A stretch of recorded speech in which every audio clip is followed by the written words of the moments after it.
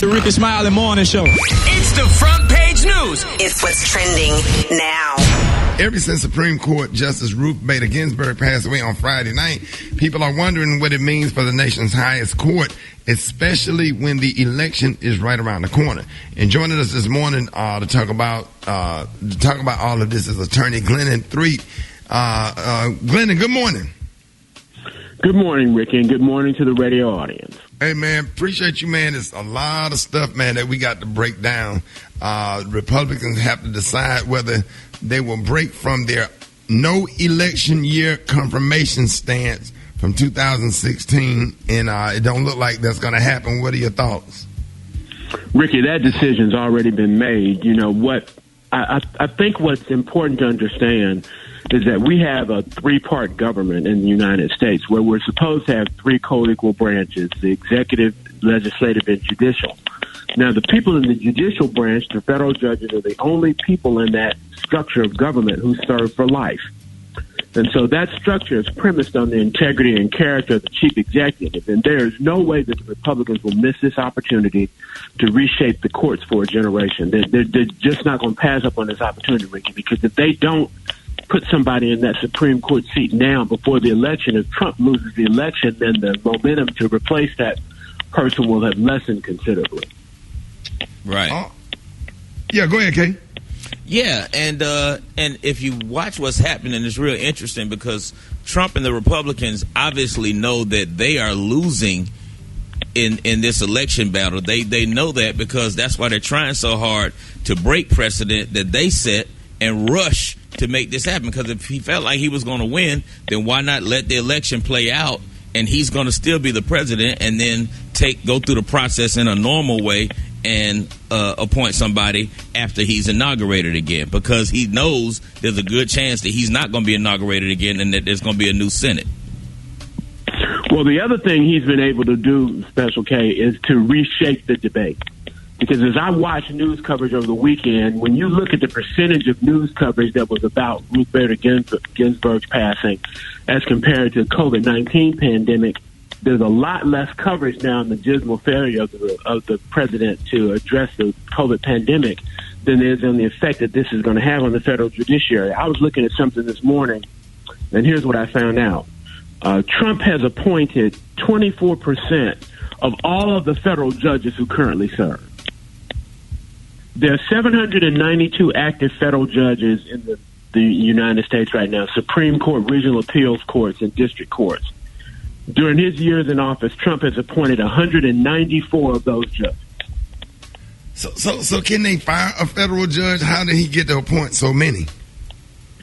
It's because they came up during this term in office and because the Republicans focused on it. You know, and also because they had control of the Senate and they took advantage of it. You know, when not to fault Barack Obama, but during his administration, when they had control of the Senate and the executive branch, they had an opportunity to put a lot of federal judges in, which they did, but they could have done more. I think what really focused people's attention to it is when Justice Kennedy resigned, because many people are now saying that they wish that Justice Ginsburg had resigned back when President Obama had the opportunity to appoint a replacement. It's because if President Trump appoints, if he nominates the person that many people are saying is a front runner, Judge Amy Barrett, who's 48 years old now, she lives as long as Justice Ginsburg. She'll be on the Supreme Court for 40 years. Right. Wow. And Glennon, can I ask you a question? Do you think, Sure. because a lot of people think that one of the reasons that the Republicans wanted to keep Trump in office no matter what he does otherwise is because of the judiciary, because they want to reshape the judiciary for a generation or two, no matter who's in the White House. That's exactly the reason, Special K, because what it does is it turns this into a single-issue campaign. There are many supporters of Trump, I believe, who would not have come to the polls to vote for him because of his dismal performance in COVID-19 and the unemployment, et cetera. But now that they realize they have the opportunity to reshape the judiciary for a generation, they're going to hold their nose and get out there and vote for him. In my generation, here's what has happened. You know, we've had the desegregation of public schools. We've had the Voting Rights Act. We've had the Second Amendment changes. We've had reproductive freedom, which is a huge one with respect to what's going on now. We've had same-sex marriage and a lot of other things. All of these things have changed just in my generation. If they get control of that court for the next generation, it is reasonable to assume that all of those things could be taken back. Yeah, Glennon, do you think there's going to be any blowback with the Democrat that's going to really wake up the liberal giant, just like when the Kavanaugh situation, and then, if I'm not mistaken, that was before the midterms came when the Democrats took over the House? There will be a blowback, Ricky, but it's just like waking up too late and trying to rush to get to work. No matter how fast you rush, you still can't get there in time. You know, and to some degree, the Democrats have slept through the importance of the reshaping of the federal judiciary, because now they're talking about drastic remedies like adding justices to the Supreme Court. Yeah, I was hearing them talk, have a conversation about that last night. It's just really a bad time for minorities, for Democrats, whatever. And I always just had this distaste for the latte liberals, as we call them. They don't get involved with any. Describe the latte liberals, Glennon. Well, what you've got is a group of people who have either unfairly or not been characterized as people who are liberals with respect to social issues and not necessarily things that benefit them, like some of the fiscal changes, like tax reform, for instance. And they're the coastal elites, as they've been characterized by the Republicans, and there are people who are in California, New York, et cetera. But, getting back to your previous question, Ricky, we have a number of Senate races that are up. It is likely that the push to put this justice's confirmation have a vote before the election could result in perhaps the Democrats getting control of the Senate. But even if they do, they won't be able to get rid of that Supreme Court justice. Right. That's crazy. Glenn, let everybody know how you can be reached. You can reach me on Twitter at @G3.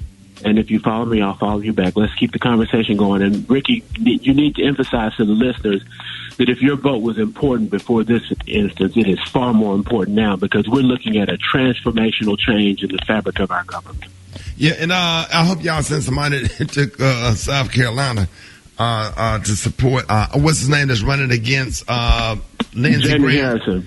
Yes, man. They are tied in the polls or whatever. Susan Collins not looking good. I think it's a tight Senate race in Arizona, and Doug Jones is in a run for his life in the state of Alabama. So it's a lot of big time Senate races that's on the table or whatever. And if you in Kentucky, please get out and vote. And I just hope that we don't make the same mistake that we made in 2016, because had folks went out and voted like they were supposed to be in 2016, Hillary Clinton would have had selected 3 United States Supreme Court justices, and probably would have seated a black woman, which I'm real mad and offended that there is no representation of black women ever on the United States Supreme Court. I am totally offended that a black woman is not I get tears in my eye. If I don't get mad about anything else with President Obama and his administration, I love him personally and politically, but that one thing right there just really put a bad taste in my mouth, that it ain't no sister sitting on the United States Supreme Court. And that's the day I would like to see. Right. And I just feel some kind of way. You feel the same way, Glenn? How do you feel about that? I do, Ricky, because when you look at how Justice Ginsburg was a champion for gender equality and for women's issues, they compared her to Thurgood Marshall. Right. And there's not been anybody that represents the most loyal constituency of the Democratic Party, which is African American women. Yeah, there it is. All right, hey, Glennon, thank you, man. I appreciate you, man. Thanks, Ricky. Y'all have a wonderful day.